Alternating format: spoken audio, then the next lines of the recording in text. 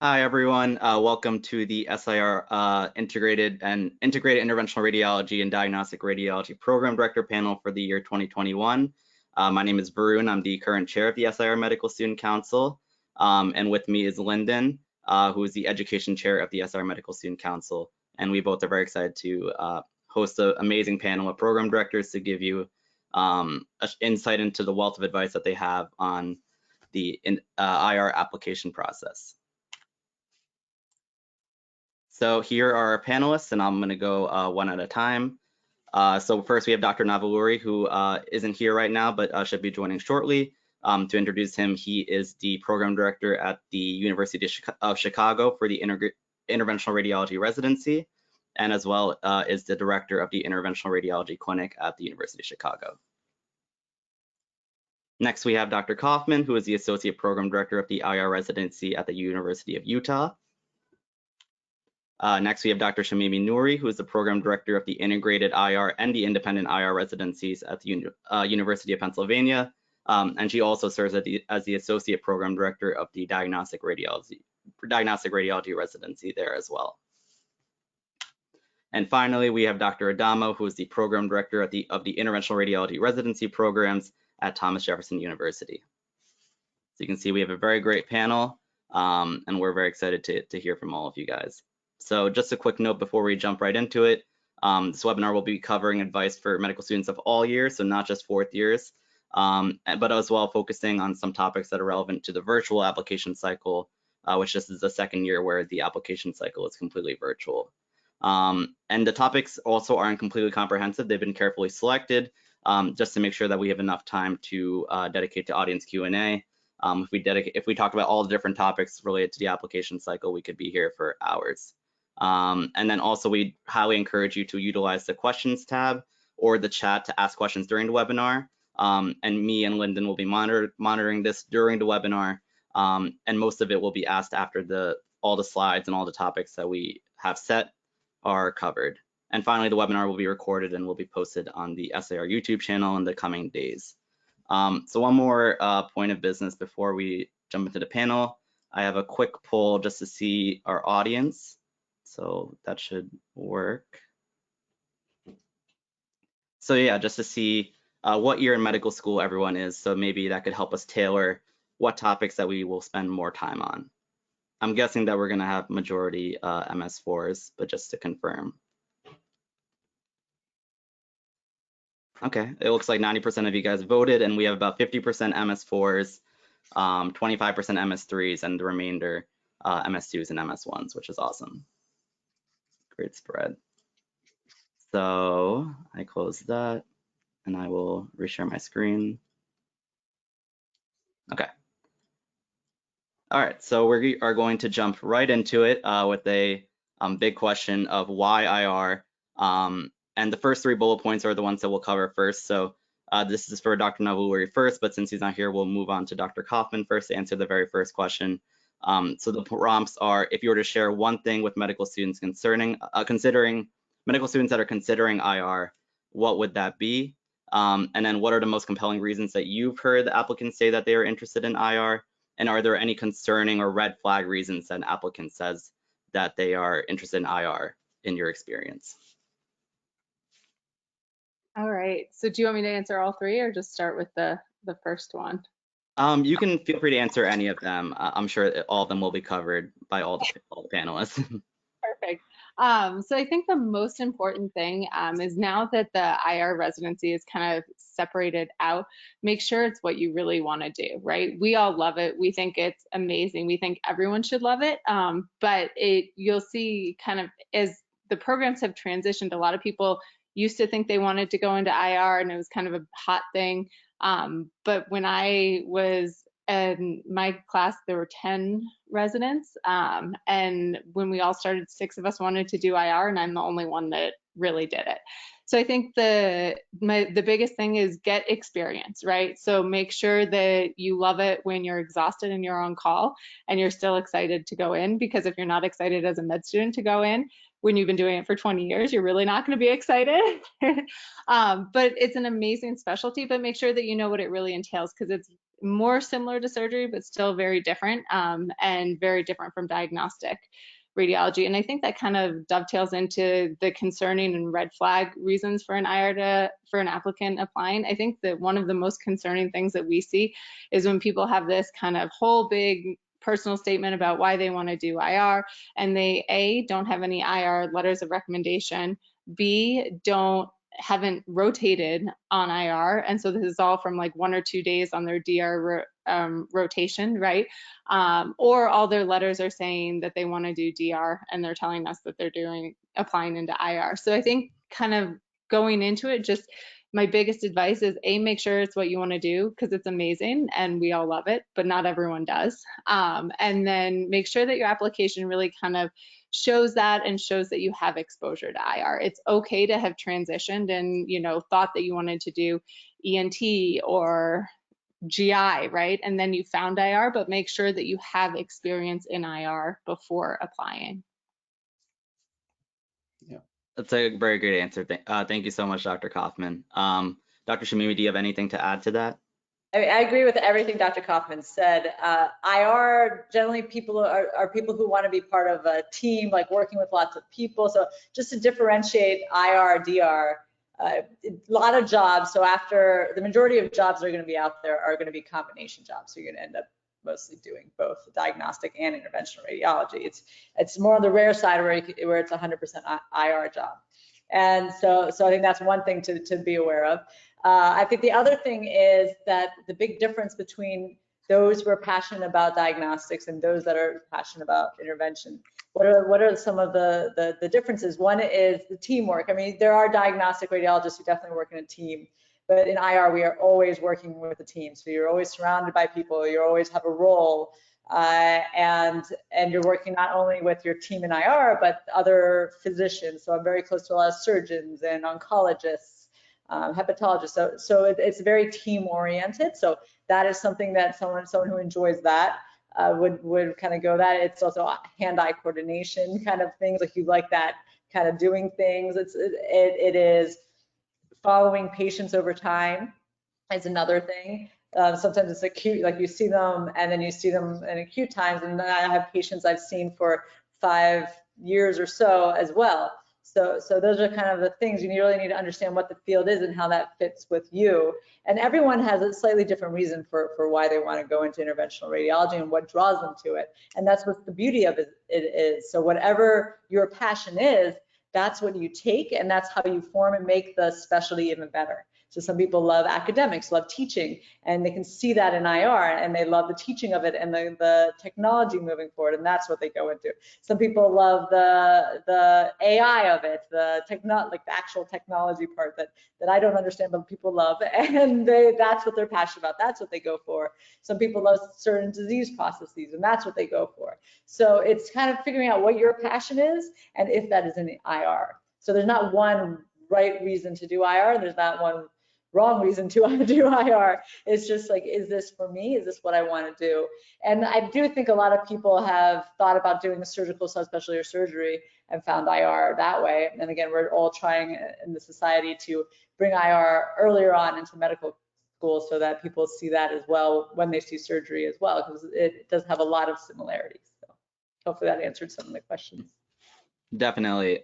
Thanks so much, Dr. Shamimi. Yeah, I think based on what you said, there's room for a whole bunch of personalities and a whole bunch of people with different interests to find their own place within IR, which is really exciting. Dr. Navuluri, thank you so much for joining. I don't know how much of the previous answers you caught on, but if you wanted to add your thoughts to any of the first 3 questions, or if you wanted to take on the last question, feel free to do whatever you think is best. I think you might be muted, Dr. Navuluri. Or maybe your audio is a different device.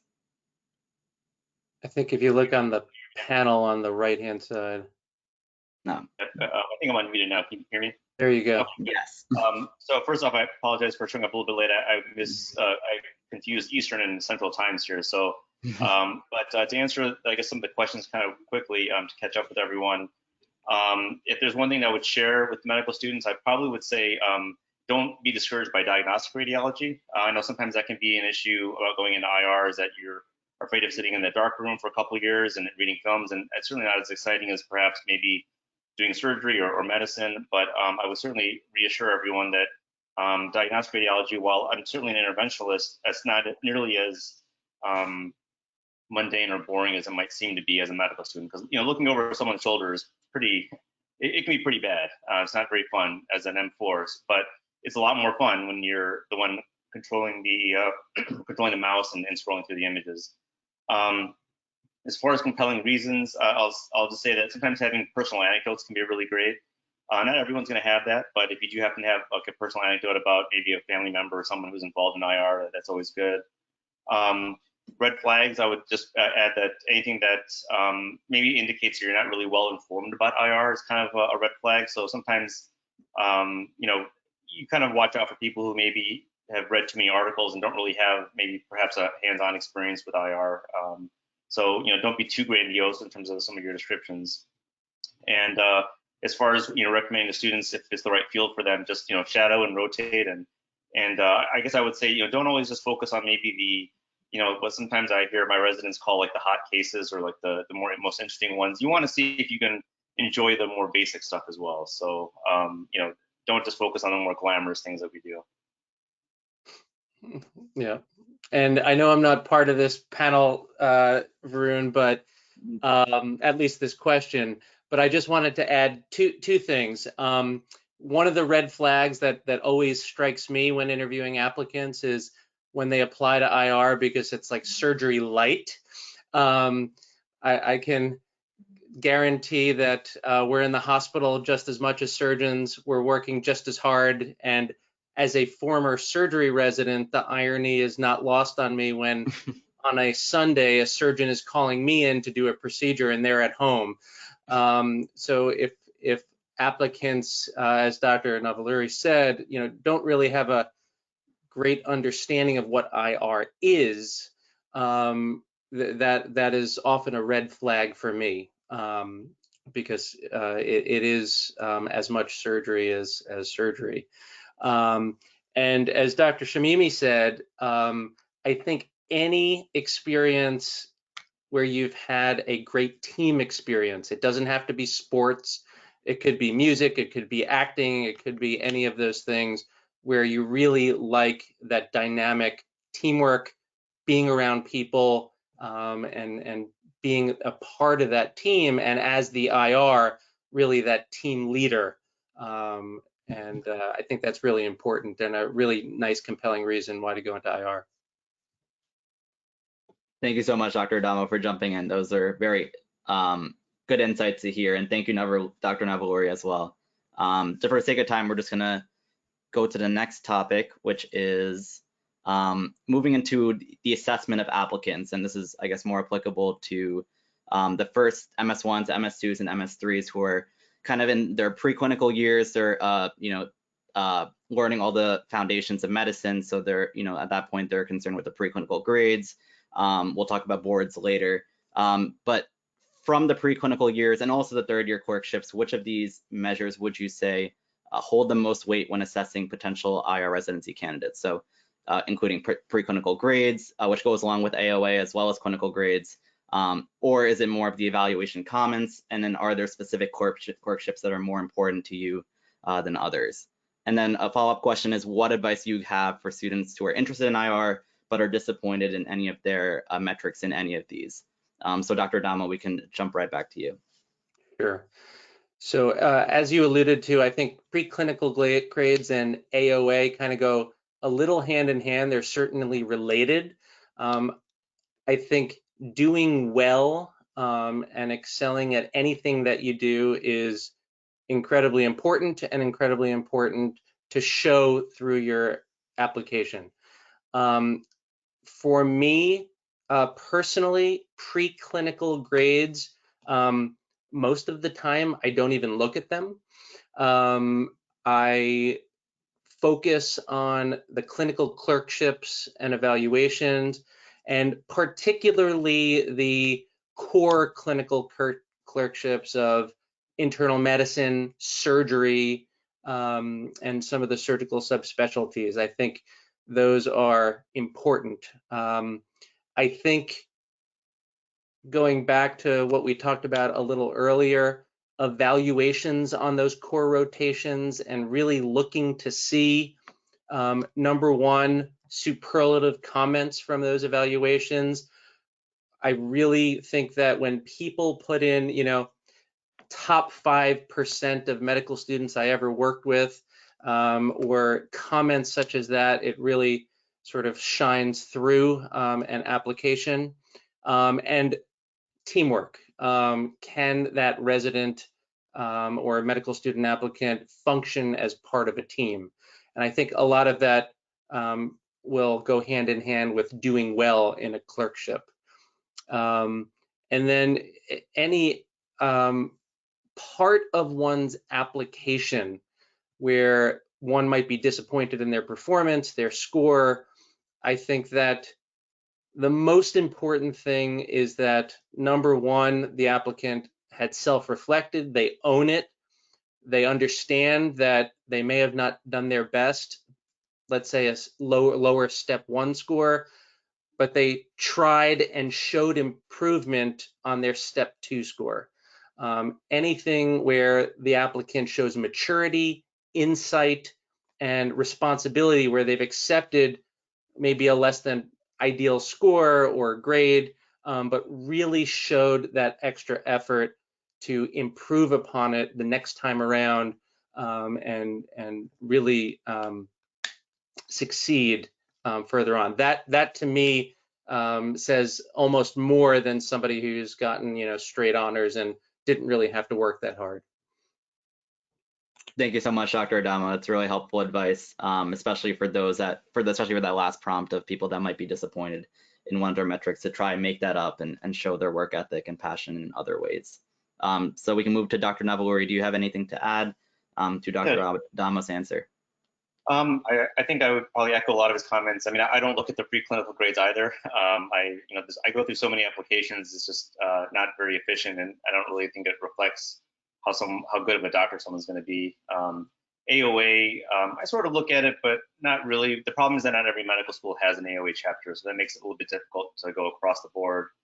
And I echo the comments that medicine and surgery are the most important clerkship grades. Those are the ones where I actually read through all the comments, not just looking at pass, fail, honors, whatever it might be. I actually will read through the comments and see exactly what they've described about that candidate during that clerkship. And then as far as advice, I would just say,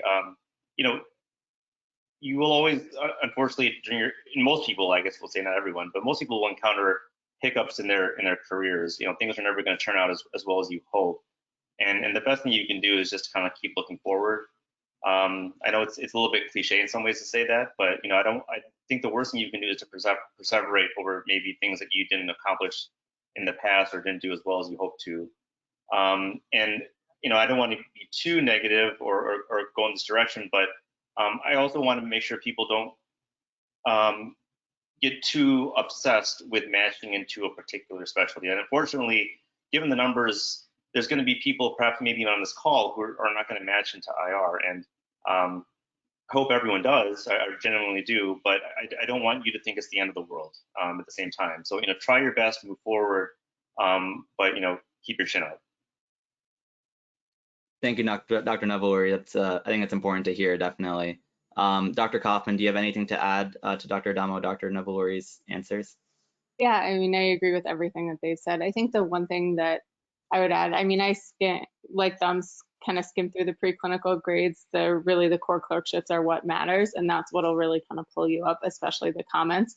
In the surgery or surgical subspecialties, I look for comments as to kind of technically how they were, right? Because it is kind of similar technical things, and I hate to say it, but not everyone has what we call good hands, right? So you can be the most brilliant person, and some people just don't have hand-eye coordination, and there's nothing wrong with that. It just means IR might not be the best thing for you. So kind of looking for comments like that is very helpful. If you didn't do as well as you wanted, you know, it happens to everyone at some point in their life somewhere. It's not the end of the world. You know, if you have a great relationship and have spent a lot of time either with IRs at your own institution or in away rotation, I think a personal, having someone reach out on your behalf, a lot of us will take a second look at an applicant that we might have otherwise skimmed over. If someone calls in and is like, hey, this person really didn't do well, you know, on their clinical rotations or whatever it is, but they're amazing, you know, such and such happened in their life or whatever it is, you know, but give them a second look. I think most people usually will, but that means, you know, you have to be dedicated and have that type of relationship going into it. Thank you so much, Dr. Kaufman. Go ahead. So I kind of agree, I agree with everyone. I think the clerkship evaluations are very, very important, and that's a big part of the application process. But I also do look at the preclinical grades and the step scores, and that's because the radiology boards are truly we've all taken a gazillion exams, but the radiology boards are probably the toughest examinations any of us would have taken. And it's a lot of information that you have to know, and a very long exam. So I want to make sure that I don't have to worry about anyone. They have a study ethic that they're going to be fine. And it doesn't mean that you've gotten straight A's. It means that you've learned and over time even improved over time. So it's something I do look at. It's not like the primary focus, but it kind of does differentiate people a little bit. And then the other thing is, I think the preclinical years is actually where an applicant can really differentiate themselves in the future. You might not know what you're going into, but this is where your curiosity comes out. So if you are interested in multiple different types of subspecialties, go out and reach faculty or senior residents. Find mentors, even multiple mentors in different fields, and that way they're with you longitudinally. They can see how you progress, and they can actually really write you a really personal letter. It's really hard to write a good letter for someone that you just worked with in the IR suite for a week or two or a couple days. It's extremely difficult. So if you can find someone that you click with early on, even if they're not in the specialty you end up going into, that is a very, very useful for your application. So for those that are like first and second years, just think about that and reaching out. And even if it's multiple different fields, I think it's something to think about. Definitely. Thank you so much, Dr. Shamimi. And yeah, regarding letters of recommendation, we don't have a specific slide on that, but there are already some questions about that. So maybe we can readdress that, because that definitely is a very, very important part of the application. But the first things that you were saying regarding board exams and preclinical grades, I think that kind of goes along exactly with the next slide, which you're actually slated to speak first on, regarding board scores and the recent change of step 1 becoming a pass-fail exam. So first, I guess, what are your thoughts on that? And secondly, what do you anticipate the focus shifting to? Most people think it'll be step 2, but obviously there's components of research, extracurriculars, letters of recommendation. So yeah, in general, what are your thoughts on that? So I think it just changes. We weren't just focused on board scores before, so it just shifts things down a little bit because we're looking at the overall picture. So yes, we'll look at step 2. Yes, we'll look at preclinical grades, but a lot of places are already pass-fail. We'll look at letters of recommendation, and I agree with everyone who said that that's probably the most important thing. And I think one other thing that we look for, because the majority of applicants are outstanding. So how do we differentiate them? And the biggest thing is looking for growth mindset. Are these people who are excited about it, are going to grow, we'll figure out a niche eventually. I mean, obviously you won't know it now, and move forward. And will they bring the field up? Will they bring the residency program up? Will they add to it? And we're adding to you, your education, will you add back to us in the future residents? So that's something we look for. And how do we look for that? So we look at what the academic, not just like the grades and things, but how, like, are you an academic person? Like, what is your passion? It could be teaching, it could be research, it could be business of medicine, it could be something specific to patient care, like you're interested in palliative care, you're interested in oncology, or that's where my mind is right now. You're interested in a specific part of medicine. And showing your passion over time during medical school through that helps us see that as well. And it'll come out in your letters of recommendation and your personal statements as well. Awesome. Thank you so much. Yeah, I think the advice of like sometimes not being super well-rounded, but focusing on what really drives you and makes what you're passionate about, that can definitely help you in a lot of ways. So Dr. Adamo, do you want to add to anything? Yeah, absolutely. I would just say a couple of things. Varun, I'm going to put you on the spot since I know you so well. You're a perfect example of somebody who, from the beginning, found their passion, started, at the entry level into interest groups or involvement in the RFS and the Medical Student Council, and worked their way up because of that passion to leadership positions. So that evolution, I think, is incredibly important. So number one, kudos to you, but that sort of sets a trajectory that clearly demonstrates, as Susan said, your maturity, your drive, and your passion for what you're doing. Unfortunately, I think metrics are a part of what we do. I think that we need something to, as Dr. Shamimi said, make sure that you're going to do okay on the boards, that you're going to be able to master an incredible volume of information, whether it's board scores or RVUs or turnaround times. We're all going to deal with that, and it's just another metric that we're going to use. I think that it is very important to not be too focused on one thing. We do look at applications holistically, and we don't expect somebody, given the time constraints in medical school, to have multiple first author publications and have a ton of research, but it is sort of that more well-rounded applicant where they have found things that they're passionate in, they have done well academically, they have started the process of scientifically engaging in IR or other specialties, and I think all of those things are critically important. Thank you so much, Dr. Adamo, also for your kind words. Very appreciative. And okay, we can move on to Dr. Navuluri. Sure. I guess I'm not needed. So in short, I guess I would say step 2 is essentially replacing step 1, is what it kind of comes down to. I think we always look at people holistically, and I think that's important. By no means am I ranking people based on their step scores, and by no means is that the only metric, but to specifically address what we're going to do in response to step 1 and becoming pass-fail, I think the step 2 score essentially is going to be end up replacing it. I have my own thoughts on the switch of step 1 to pass-fail. In short, I'm not a fan of it, but it is what it is. We do need a standardized score to look at, to weigh, and that eventually will be step 2. Thank you. Appreciate that perspective. So yeah, definitely step 2 is probably going to be a big focus of medical students in the future. Okay, so moving on to the next topic is away rotations. This isn't as relevant to the current MS4s, but for future MS4s, they're starting to think about where they want to do their away rotation, what's the strategies behind that, and hopefully where, next year where there possibly is no limitations on the number of away rotations that students can do. We'd love to hear your recommendations on that. So specifically, do you have any recommendations for students without a home IR program?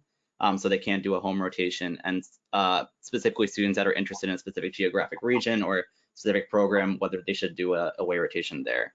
And a second prompt is, how can students succeed or stand out on an IR away rotation? So Dr. Kaufman, we'd love to hear from you about these topics. Yeah, so I think away rotations are a mixed blessing, right? It can kind of seal the deal and move you to the top of a ranked list at a program where they may not have been as interested in you without working with you, but it can also go the other way, right?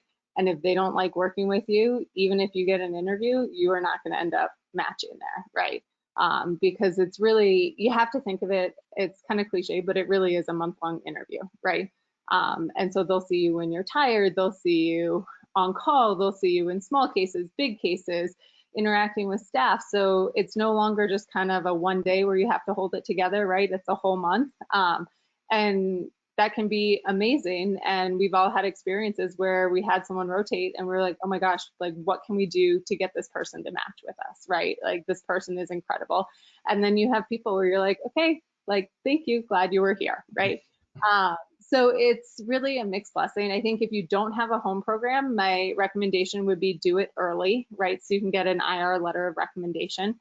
And so that you can really show that you have exposure to IR, you know what it is.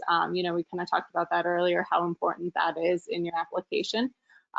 So if you don't have a home program, do it early. And then I think, you know, if you're interested in a geographic region, you should do an away rotation there, especially if it doesn't seem, you know, if there's coastal biases. We try and pretend there aren't, but there are, because people want to match someone who will be happy where they are, right?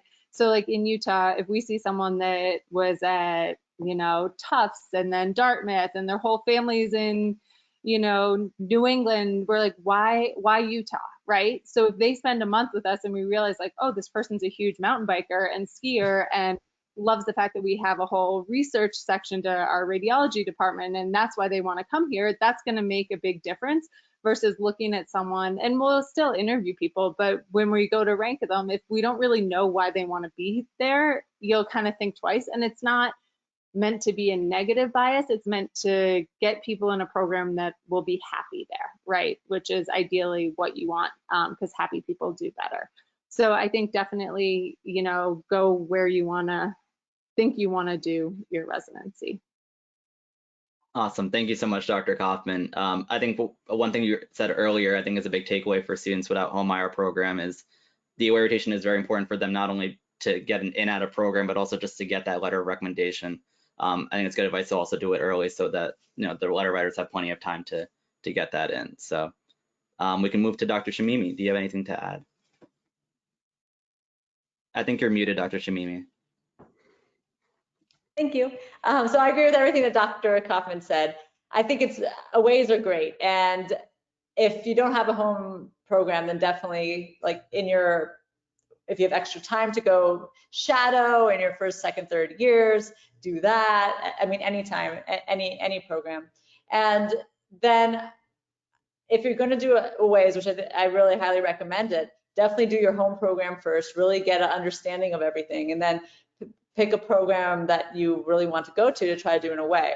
I think every university has slightly different ways of how they get away students in. I learned this year the hard way that our division has no say in which away students come to Penn. And so I'm not sure if other programs are like that as well. Emailing beforehand is helpful, because I was able to like get some people in because of that. Other people I couldn't get in because it was too late. So I think that's also important. Every program has a slightly different way of doing it. I don't see any of the medical student applications for aways when they come here. I think this year it was only one away, but I do really feel like doing multiple aways once we are able to do that out of the COVID world is a great idea. And it's not just a great idea for getting people to know you and you getting to know programs. It is a month-long interview, but it's on both sides. You're also seeing if you fit into that environment, because you're going to be in that environment for a very long time. So that is part of it. It's a two-way interview in a way.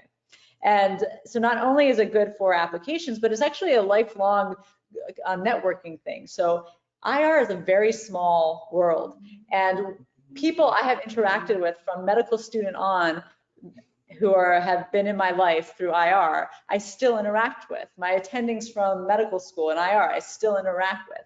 So I think that's what I love. One reason I love IR is we can get to know each other and our paths cross so many ways, and having that early on is extremely helpful for your careers. Now, in terms of the last question, I've thought a lot about it, because I can see some people getting really lost when you're in a new place and you don't know how the system works. How do you get involved? So ways to really get involved and get people to notice you when you're on a rotation at home or elsewhere. The key is to become part of the team. So I get to know the residents. So for us, we have the medical students assigned to the residents for a week at a time, so they get to know them over time, and we actually get a lot of input from the residents about the students as well. And that way they can learn more as the residents know the students. the students get to do more during cases and progress in their education and what they're able to do. The other thing is help the team. So help the techs and the nurses. They give us a lot of input. We're one big family, so we're all talking to each other about how things are. And then we're like, hey, that med student was really helpful. They helped move the patient. They got this, that ready. They were awesome. Like, we hear those things. I think when you're in a case, try to anticipate the next steps. And in your mind, start working on that, because that's actually a basic skill of IR. Think a couple steps ahead. What are they going to do yet? Next, how are they going to access? What needle are they going to use? What microwire are they going to use? What transitional dialer? What does this micropuncture set? Like these little things. And then try to figure out the anatomy. Try to make sure you know the basics, like what the units of needles are, what the units of wires are, and those kind of things. And ask questions. So when you're asking questions, we learn that you're curious, and curiosity is what makes you grow and become great at whatever you're doing. So those are my thoughts on that. Okay. Thank you so much, Dr. Shamimi. Go ahead, Dr. Danda. I think all of that is incredibly well said. I think a couple of just really quick points. Number one, I think students without a home program, OAs are a must. There's no other way that you're going to convey your experience in IR, your interest in IR, and getting those very important letters of recommendation. As Dr. Shamimi just said, I think it is incredibly important to become ingrained in the team. And then probably even more importantly, being able to treat everyone that you come across with some respect. Whether that's the environmental services helping to clean up after a really messy tips, whether that's the transporters coming in. You know, if somebody really treats everyone with respect and kindness, that is noticed, and that is noticed by the entire team. And when we're talking to techs and nurses and support staff, we hear that, and if somebody in the opposite direction does not behave in that manner, it is a huge red flag of whether you want to work with that person or not. So I think that's really, really important. And then with regards to the specific geographic region or program, the more information that person wants to come to your program, the better. As Dr. Kaufman said, phone calls to the program director. We talk to each other all the time. Emails, as Dr. Shamimi said, to the program director, reasons why you need to be in a certain place. All of those things are really, really important to convey your sense of interest in a particular area of the country. Thank you so much, everyone. Really, really important insights and points. For the sake of time, I'm going to move on to the next topic, but I wish we could talk more about this. Next topic is prelim year options. I don't think this will take too long. So, but essentially the question is, out of the 3 prelim options listed here, which would you recommend? And along those lines, have you noticed a difference in trainees that have completed these different intern year options? And I guess also a small question about should people consider doing the prelim at the same institution or a different institution, and I guess the benefits and cons of both. So Dr. Navuluri, if you wouldn't mind starting us off on this. Yeah, so I actually might be the anomalous answer here, because at least that's my impression from talking to other PDs, but I am not someone who's necessarily pro-surgery internship. I think whichever internship you get the most out of is the most important. So there are some surgical internships where you're kind of the scut monkey and you don't really get much experience. And I think if you end up going to a medicine internship where you actually learned a lot and got a lot of experience, that actually would supersede doing a surgical internship, maybe perhaps where you didn't get to do much. My own personal experience, I actually did a medicine internship myself. And then this is knowing that I wanted to eventually pursue IR. And one of the strong points about my medicine internship is that I had my own clinic. So half a day a week for 52 weeks, I had my own patients and I ran my own clinic. And that was invaluable to me to develop my own clinical skills, which obviously when I trained in the fellowship era, it was more difficult to build the clinical skill set. So that to me was significant. I'll also point out that my chief, Dr. Funaki, he trained in an era where there wasn't even an internship. So I mean, there are a lot of interventional radiologists out there who never even did an internship. So I just want to put into perspective, you know, the importance of internship overall. And as far as, you know, I guess same institution versus other institutions, all things being equal, if you can choose the same institution, I think it's better. You sort of develop relationships with your referring doctors, your future colleagues. So I think that would be ideal. Awesome. Thank you so much, Dr. Navuluri, for that potentially contrary viewpoint than most people. But that's very interesting insight about your medicine prelim and the ability to do a lot of clinic. Dr. Kaufman, do you have, would you mind sharing your opinion on this? Yeah, so I favor a surgical prelim, but similarly, if you're just running around on the floor and just kind of being scudded out, you're not going to get as much out of it, right? I think it is invaluable to be in the OR, see what things look like open. I think if you're at the same institution, we are consulting continuously, right? It's nonstop how much we interact with our surgeons. And so if they've worked with you, you're kind of a direct line to them. So that's a big benefit. You know, but I think the most important thing is to do a internship where you're really going to learn, right? So if you have a kind of what we say, quote unquote, a real medicine or transitional year, that's great. If you do one of these transitional years where they give you a golf membership and you have like 9 months of electives and you don't learn anything, that is not good, right? So I think part of it is your mindset, right? So if you do like a real solid internship in whatever it is, realize that that is your year to kind of get whatever those skills are to then take with you to IR. And that's going to be invaluable, and don't see it as kind of a wasted year. Thank you so much, Dr. Kaufman. Just a quick interjection about the surgery years and ones that may be better in terms of giving you more technical experience. There's actually a list on the SIR RFS website. It's a little bit old, but I'll try to link it of some surgery programs that people have recommended IR applicants in the past. So I'll try to link that. Dr. Shamimi, would you mind sharing your thoughts on prelim years? So I agree with everything. I think the biggest thing is to learn how to take care of patients, both inpatient, outpatient. And I also lean towards surgery because I think that is how we kind of practice. So there are inpatient service that we are the attendings on is more similar to a surgical service than a medicine service in the way we manage the patients. So to have that understanding is really helpful. A lot of our complex procedures are often related to something that happened in surgery. So understanding how the surgery was performed, what the post-surgical anatomy is extremely important. And I see the difference between myself, for example, and my colleague, Greg Nadolski. We were the same year. He did surgery, I did medicine. And I see the difference there between us. And I'm just like, it's been like 8 years, but I'm like trying to keep up. and same with Dr. Adamo when we work together. I can see the difference there. And I see it in our residents as well. And particularly, we've had a bunch of residents who've done their prelim surgery year at Penn. And it is night and day the way that they can hold that consult phone. Life is easier for them. They understand what's going on. They just chit chat with their friends about patients and get them ready faster. And it just makes everything so much smoother for them and a better learning experience because they know the other team very well and they can communicate really well. Yeah. That being said, does it really matter in the end? Look at me, I'm okay.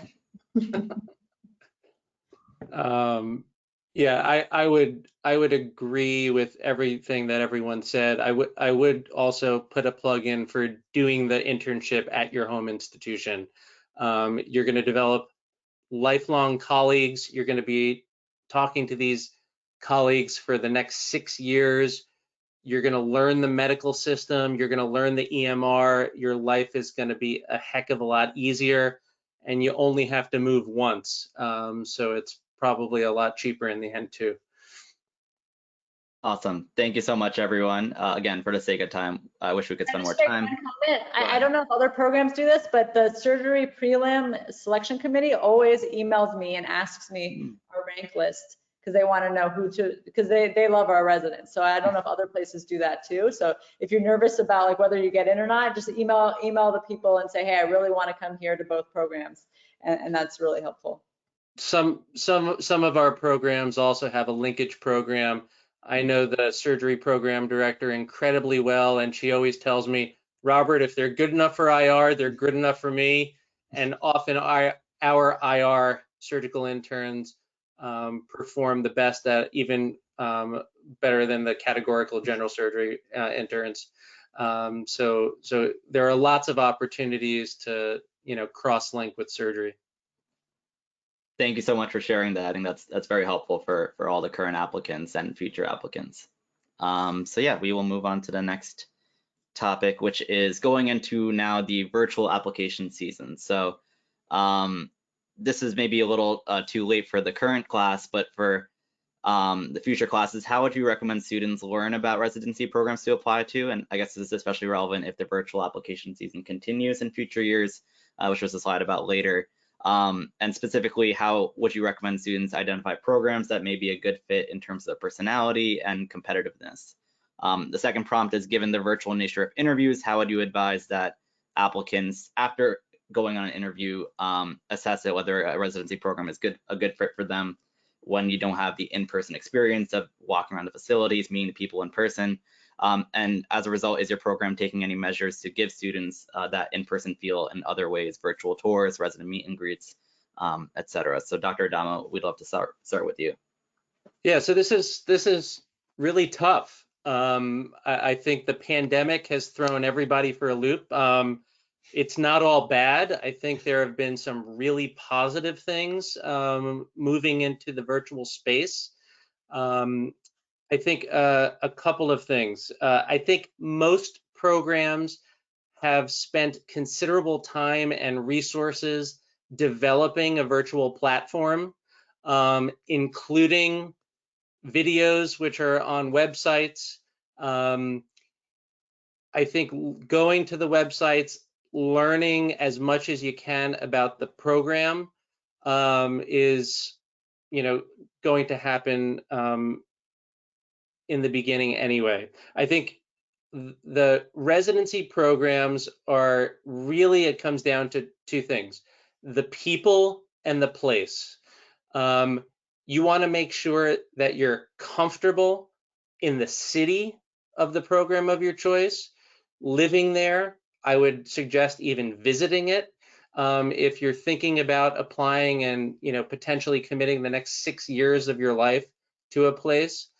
And then the people, which I think is the most important thing. Most programs have lists of current residents, current fellows. I think contacting them, talking to them, really getting a sense of how it is on a day-to-day basis to be a trainee in that program is probably the most important thing in my mind. I think a lot of us have virtual meet and greets. There are virtual tours online. I know last year the number was likely higher for the virtual meet and greets. There's some data that having a virtual meet and greet didn't affect applicants' decisions whether or not to apply to a program or not. I think it's really hard in a artificial setting to really get a sense of the place. So I would just end and really summarize that: talk to the current and former residents of that program to really gauge how happy they were, how supported they felt, and really how the program was to train in. And then make sure you like where you're going to be living for a while. Definitely some great advice there. And yeah, completely agree with the residents, and especially the senior residents that have been through all the aspects of the program. They definitely will have more insight into the program. It would be great to talk to. Dr. Navuluri, do you have anything to add? Sure. I would say you should not base your research on online forums. I'm not a fan of that. I think there's a lot of misinformation that goes around on that. So as far as which programs to apply to, ideally you have a program at your own institution or a faculty member who can kind of be an advisor to you. Ideally, someone who's a program director is going to have more insight, or a program director, someone who's maybe a little bit younger. And no offense to the older IRs, like especially my own group, but someone maybe who's less than 5 years out might be a bit more closer to the whole residency process than maybe someone who's been further out. And in addition to having like a sort of a faculty mentor, it might also be good to maybe have contact with maybe someone from your own medical school, perhaps who applied last year and who, or maybe the year before that, who got to fly around and interview at different places. So that's always good. Or maybe if you happen to know a resident, and you can certainly meet residents through the RFS, talk to them and get their advice about the programs that they got to see firsthand. I think that's probably the best way to learn about programs, short of unfortunately being able to go see them in person. Yeah, I think that's all I want to add in that point.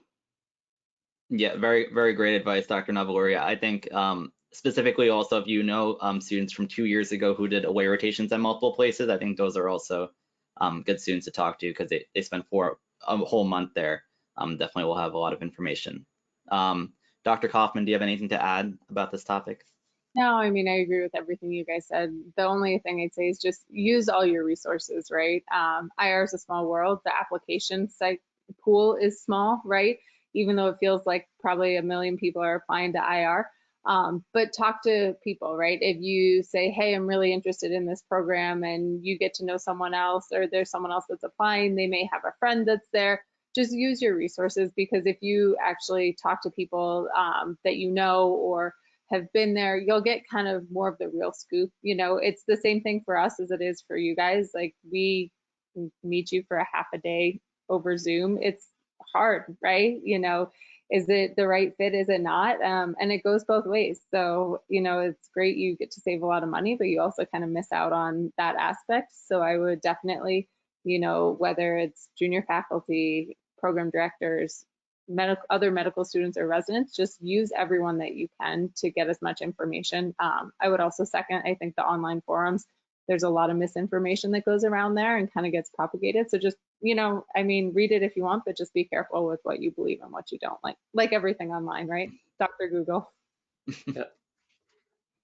Thank you so much, Dr. Kaufman. I know we're coming up on the hour. We have 1 or 2 more slides left, so we're just gonna jump ahead to the next one, which is about interviews and ranking.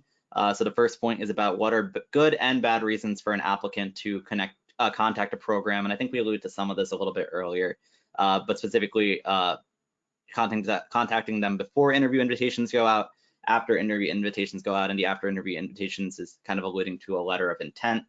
And then the second prompt is, what is the most important thing to you when you are deciding which applicants you will rank highly for your program? We can start with Dr. Shamimi.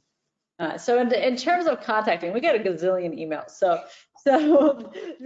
I think contacting I think every program is a little different, but for us, it's mainly for you to get information about our program. So if you're interested and you have a question, you contact somebody on the website, you ask your question, or you say, hey, is there a resident that you can put me in contact with so I can get to know the program better? That actually shows a lot of interest, and you're actually thinking about it. The emails that say, hey, this is all my accomplishments, blah, blah, blah, please interview me, those I skim, I don't really read. I'm going to see the application. So the application is what's key. I think after the interview, we really rank that. After that day, we rank those people right away that evening. And then after our last interview, within a week, we have a rank list. So anything after that, we don't really budge much on our rank list. I think every program is a little different. And it does say, hey, we're ranking you #1, or having somebody call might budge a teeny bit, but not really that much. And so afterwards, it's mainly, again, for your information, if you need information to help you create your rank list. Because again, interviewing is a two-way street. You're interviewing the program, and we're interviewing you. So I think that's really important, and asking appropriate questions, and not something that's obviously on the website and you're asking it again just to create a contact that's kind of obvious. So those are kind of things. In terms of how we decide on ranking, again, it's the growth mindset. It is someone who's going to bring optimism to the program, someone who's going to be a team player, someone who's going to fit in, but also be their unique self and make our program and the field of IR grow. That's kind of what we're looking for. Awesome. Thank you so much. Yeah, I think what you said earlier about, maybe the laundry list of achievements isn't the best way to approach it, because you already have the CV. So I think at that point, it's more about just expressing interest if if that's what you want to do. Dr. Adamo, do you have anything to add to Dr. Shamimi's Yeah, answer? no, absolutely. A couple of things. I think given the, as Dr. Kaufman said, area, the coastal biases or geographic biases, I think if you need to be in a city and you have a compelling reason why you want to be at an institution, I think that would be appropriate to convey to the program director, just so that it's on their radar. Again, I don't think, as Dr. Shamimi said, a laundry list of your accomplishments ever gets a second glance. But if you really need to be somewhere, I think it's your opportunity to let that program know. And then I would second, after interviews, again, every program's different. If somebody really fell in love with my program and it was a match where we really enjoyed meeting the applicant and think that person would do well, I think that would be also appropriate to sort of convey your interest and your newfound liking to the program that you didn't know much about. And I think in terms of the most important thing, I think it's who's going to do the best, be the happiest, and have the best fit. Every program is different. Some programs have opportunities and strengths that others don't. I'm always honest with the people who interview at Jefferson, and I tell them, look, if you want to be an MD, PhD, grant level researcher who wants to spend time in a molecular, I send them to Susan, yeah. But I think that's important, is who's going to be the best fit at your program, and that's what I look for, and our residency selection team looks for. Awesome. Thank you so much, Dr. Adamo. I think it's awesome to hear that. Yeah. Research and non-research people, just That's good to hear. That fit kind of goes both ways, not just applicants feeling that they fit in with the program, but the program feeling a good fit with the applicant. Dr. Navuluri, do you have anything to add? Yeah, I'll just add two small things. So I guess after interviews, always send a thank you letter. I will say, and you guys, people may roll their eyes when I say this, but I have dropped people on the rank list, relatively speaking, when they don't express interest. So not to say that someone doesn't get ranked, but if it's tough to decide between maybe number 7 and number 8. Like, they're both so good. Which one how do you rank? But if number 7 doesn't even send you a thank you letter, and you get a thank you letter for number 8, and they say, well, I really want to come here. I like your program for X, Y, and Z reasons. That to me shows that this person's interested in coming. If I don't never ever hear from number 7, I have to kind of assume that maybe he just wasn't interested in our program. And why do I want to have someone who's not excited about being with me? So always send a thank you letter. I mean, I think it's just good manners, I guess. And then as far as the most important thing is fit. I totally agree with Robert. It's about fit. And that's the most important thing. So I just Awesome. Go ahead. Some specifically tell you not to send thank you letters. We're one of those. Our DR program started that, and we kind of fell in line because we felt like we were just getting all these like bogus thank you so much. So if a program tells you you do not need to send a thank you letter, you really do not need to send a thank you letter. Again, if there's something specific, you're ranking them number 1, there's a reason why you need to be there. Make sure you convey that. But maybe we're more relaxed out here in the Mountain West, but Awesome. Thank you so much, Dr. Navuluri and Dr. Kaufman. Yeah, I agree. Like a common courtesy, is still very important. But also that it's not a quiz if the program says you don't need to send a thank you letter. So we actually have one more slide. It's kind of a bonus slide where no panelists are really assigned to it. It's kind of some fun questions about potential future and interesting thoughts regarding the virtual application cycle. And in the meantime, while we talk a little bit about this, if any of the people in the audience want to start adding their questions, Lynden is monitoring that and is starting to collect some questions to ask right after we finish this. So this would be a good time to start entering those questions. So the first question is, beyond the pandemic, do you have any predictions on whether virtual interviews are here to stay? And any of you can jump in if you feel comfortable answering this question. I'm kind of afraid that they're here to stay.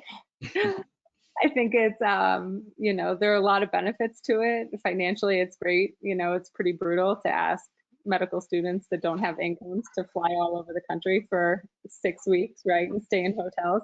But I think you lose a lot, you know. Everyone gets zoomed out. It's hard to focus. You don't get that feel. And there's nuances both ways that you pick up on when you meet someone in person. So I'm worried they're here to stay. When you kind of talk to people, it sounds like that's the way we're going, but I kind of hope not. You know, kind of similarly, our program is not looking at second looks. We've never done that, and there's no plan to institute that. You know, will that change if things end up becoming non-pandemic but all virtual? It might, but for now, that's not kind of in the cards. From a second look standpoint, we haven't quite finalized, but I know the DR program was thinking of offering second looks, but having a rank list done before that. So it's only for the applicants to get a feel of the place. So that's something that we might be doing, but we don't know yet. The one thing I think second looks, if you have the opportunity for yourself in making your decision, is huge. So I mean, me 15 years ago, I went to my top 2, and that really made a difference for me of how I was going to rank them, because I really got a feel. And it was actually location, because one was in the middle of the country away from my family, and I got stranded in the airport and slept on the airport floor. And the other one was in Philly, right next to my family. So that kind of like sealed the deal for me. So I think when that's available for you making your decision, if you can afford it, I mean, that's another issue, is very helpful. I think I'll just second what Claire said. I think she summarized it perfectly. I think the virtuals are kind of here to stay, and I think cost is kind of the big reason behind it, but it's not ideal. You know, we're gonna have to live with it. And my program, the University of Chicago, we're not offering second looks. So in case someone was wondering about that. Yeah, just echoing everybody's comments. I think they are here to stay, and it's not just in medicine, it's the whole world. The whole world is working from home, and I think it's just part of the new culture that we're living in. We as a program are not offering second looks. However, Jefferson, the institution, does offer some second looks, and particularly through the Office of Diversity and Inclusion, specific programs for underrepresented minorities. They certainly have that opportunity, even during the pandemic. I think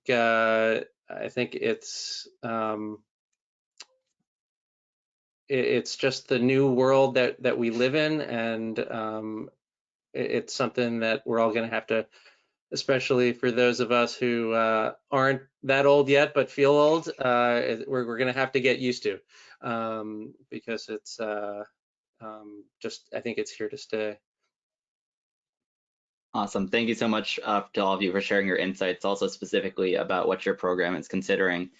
I don't think we'll talk about this, because this might open a can of worms, and there's probably more important things to talk about. So why don't we, I guess, if each of you wanted to just give any last advice, if you feel comfortable, for the class of 2022, or in general to anyone in the kind of IR pipeline. And then while that's happening, we'll start looking at the questions and have some ready for you. I'll go first. I think the biggest thing is that it's hard when you're in your situation, but it's a two-way street. You're trying to figure out the best fit for you. So I think if you go in it with that attitude in your interviews, in your letters, I mean, in your personal statement, you will be more relaxed, your true self will come out, and that'll also be helpful for the person interviewing you as well. So remember, it's a two-way street. You're trying to get as much information out of the program as they are out of you. I think two things. One, be nice to everyone. So, you know, the admin people that you call when you have a problem, or if you are interested, or it's that first name on the website, they have a lot of input.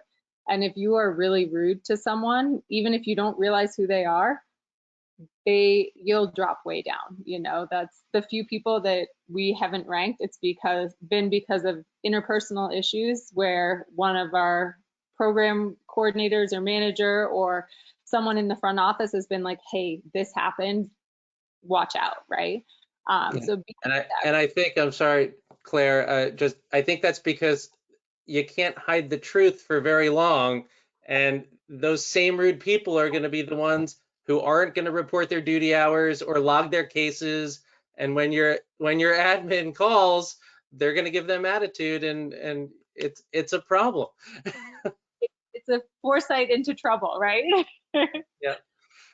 And then I think the other thing is just relax, right? Like Dr. Shamimi said, it's a two-way street, but also realize that even if you don't match into an IR program, there are other ways into IR, right? There's ESIR, there's the independent residency. It does not mean you're not going to be an IR. It doesn't mean you're going to be not going to be a great IR. So, you know, if you feel like you're not the strongest candidate, don't panic. Even if you don't match into IR DR, you can still get into IR. It's okay. Yep. And I think that point comes full circle as not doing well on some metric and really doubly committing yourself to the field, to bettering yourself. I think that speaks more volumes to all of us than somebody with, you know, who just got honors just because they're really bright. So I think that's really, really good advice. Yeah, I would just say be real, be honest. It's very easy to see through an application that has a lot of accolades, but did it just because the individual was a gunner and wanted to impress. So just really be truthful to yourself, and you know that will shine through in your application.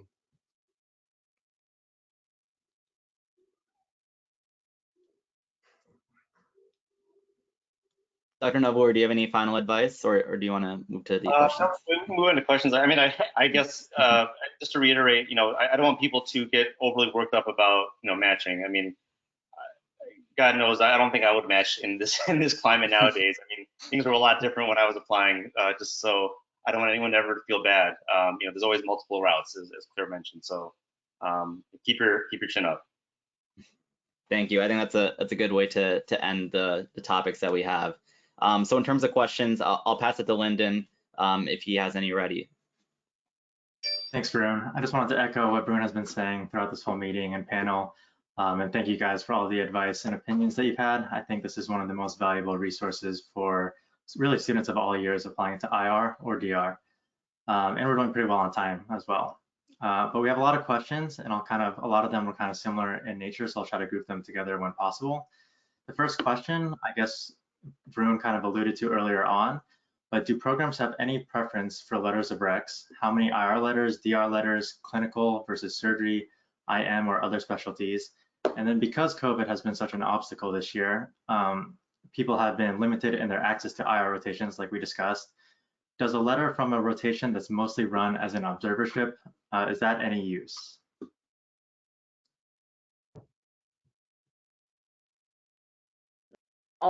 I guess I'll take it. So letters, IR letters are very important, and 2 would be ideal. And then the other 2, it's people who know you well, whether that's another IR or surgery, at least the surgery, at least the medicine.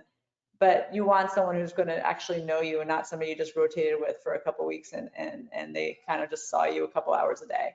So that's what's very important about the letters. Yeah, I would say an application that doesn't have any IR letters is a big red flag. So you need at least one, preferably, you know, a couple, and then the other folks could be anyone. It could somebody, a research mentor, a faculty mentor, somebody who really can speak to your qualities and accomplishments, and who you are as an individual. I would say with your IR letters, you know, you don't need to get the biggest name in the department that you rotated with or your home institution, right? That's not always going to be the best letter, and people aren't going to see that name and say, oh, so-and-so is endorsing this person, right? What you want is someone that you spent a lot of time with, that can give kind of specifics. We read enough of these letters. We know if it's a generic letter, right? And there's kind of all these little code words that people will use to kind of let you know if they're really great or if it's kind of like, eh. So make sure that it's someone that you think likes you, right? And that really knows you and can speak well to you. Well, I'll just second that. Ideally 2 from IR, but I know given the COVID circumstances, you know, 1's going to be maybe more common than ideal. But you know, unless someone really knows you well, I mean, I don't really think you should be asking like your psych professor or you know your or I don't know, even peds. I mean, you gotta ideally it should be coming from like medicine or surgery or you know surgical subspecialty. So to keep that in mind as well. The only caveat to that, though, I completely agree. But say you were headed towards psych or medicine and you did research with this person and they know you really well, then I would ask them. I wrote a letter for a med student that I'm devastated that switched to psych, right? And she has a letter, an IR letter, because she did research with me. She shadowed me as a first, second, did a rotation as a third year, right?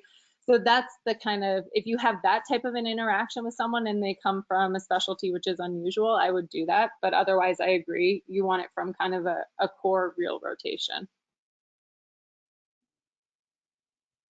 Okay, awesome. Thank you for all the information on letters. We actually had 2 more questions that came up during your answers that also refer to letters of recommendations. So I'll just ask those now because they're kind of in line with our topic. But some attendings essentially ask students to write their own letter of recommendation. What are your thoughts on this? And do you think these letters hold any value? And the second question about letters is, for current applicants, will letter of recommendations added a few weeks after ERAS submission be read and considered?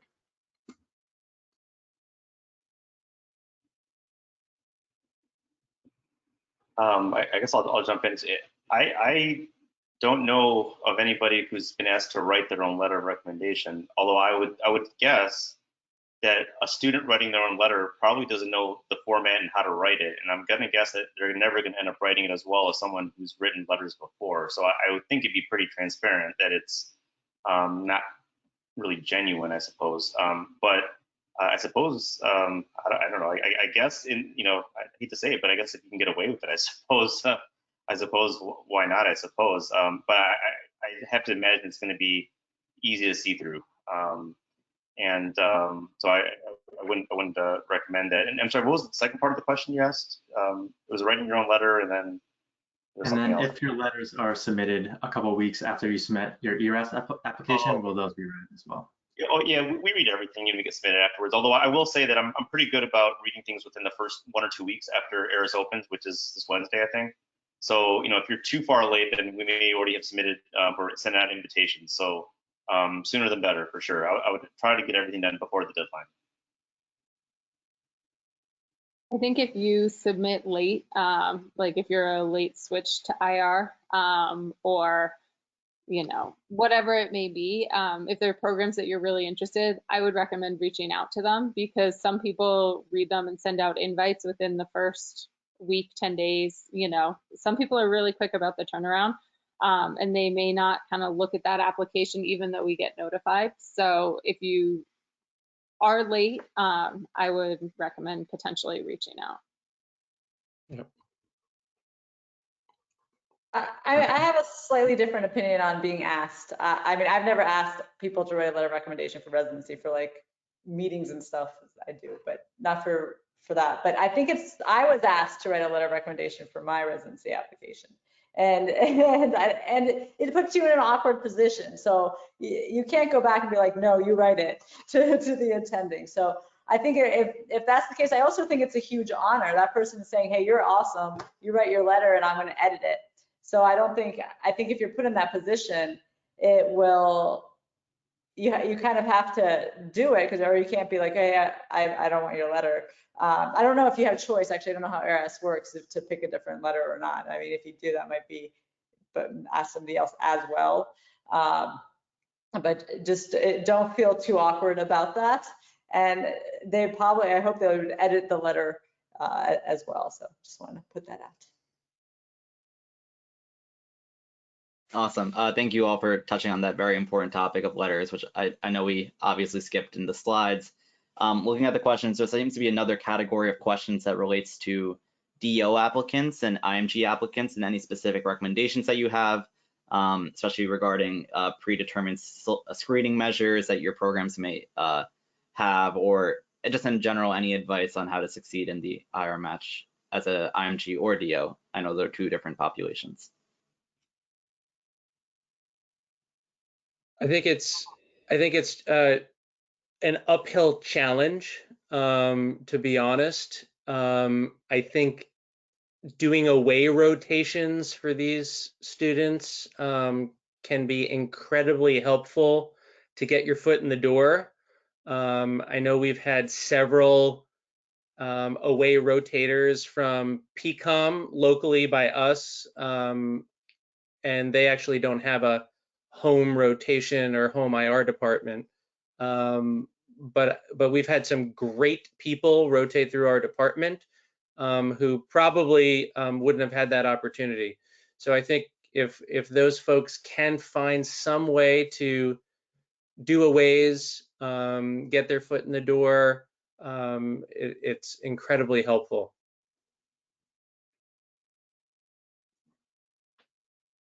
I think Okay. a lot are, Sorry, go ahead. sorry. A lot of programs are taking kind of this holistic look at the applicants, right? So, you know, different programs have different feelings on it. You know, I think, again, rotations, a reason why you want to be somewhere, a really strong application, right? So if you have a really strong applicant and you're a DO, you're going to do just fine, right? Yep. Same thing if you're an FMG. You know, I think where we kind of get caught is with visa issues. So know your visa status and be honest with it, because institutions will have kind of, yes, they can take it, or no, they can, or they have to kind of jump through different hoops, right? But I think, you know, don't panic, don't freak out. It might be a little bit harder, but I think a lot of people are kind of looking at applications differently these days than they used to be looked at. So. One of the things that I would say with regards to the DO applicant is that a lot of us sort of are aware of COMLEX scores, but it is really helpful if a DO applicant also has taken the USMLE. I've seen some outstanding DO applicants who have scored, you know, 270s on the USMLE also. And as Claire said, if you have a really strong application, you know, you're going to be looked at seriously. I second that. I have no idea how to interpret those scores.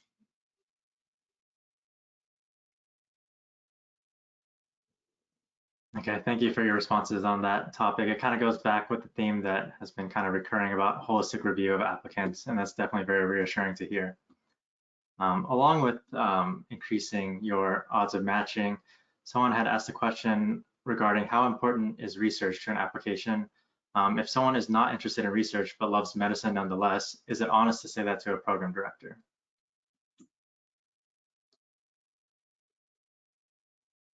That goes along with what I said earlier about finding your passion. It might be research, it might not be research, it might be something else. You need to have a passion of why you want to do IR, why you're in medicine in the first place. I think that's more important than actually having research. A lot of people have dabbled in research because how do you know you don't like it unless you try it, but not needed. I think it also goes back to the fact that the majority of the people we train go into private practice, right? And are not going to be researchers. I mean, it varies institution to institution, but we know that. And we know that not every medical student wants to do academics, right? So don't feel like you have to say that. It's actually refreshing the people that say, I don't know what I want, right? Because you haven't experienced it. You know, that being said, if you have absolutely nothing on your application in terms of research, that's also kind of a red flag, because you should at least try it before deciding you don't like it. Yeah, I 1000% agree with that.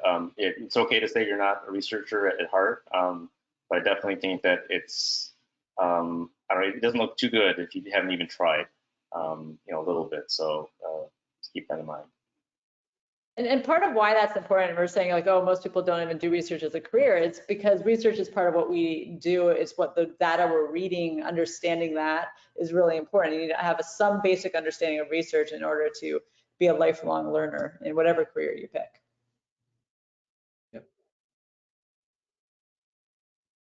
Awesome. Thank you so much for all those helpful pieces of information. I know we are coming up at the end of our designated time, so if you have to leave, please feel free to do so. I think we'll be wrapping up in the next couple minutes or so.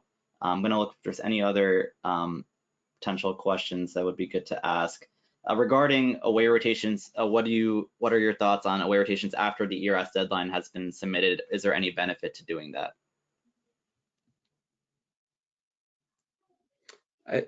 I would say if you want to go to that institution or be in that region of the country, absolutely. And then on a broader scale, I would say IR is not practiced the same in all parts of the country. If you go up to Boston, having spent some time there, things are a little bit different. My first job when I went to Boston, I got there and they said, "Are you a vascular IR or a body MR?" A body IR. And I said, "No, I'm just an IR." And so it is interesting to see how IR is practiced in different parts of the country. So I think every opportunity that you have to learn about this field that you're going to dedicate your career to is potentially valuable. Also, the rank lists don't come out until like, we don't start doing rank lists until after interview. So even the applications in, we're still doing stuff.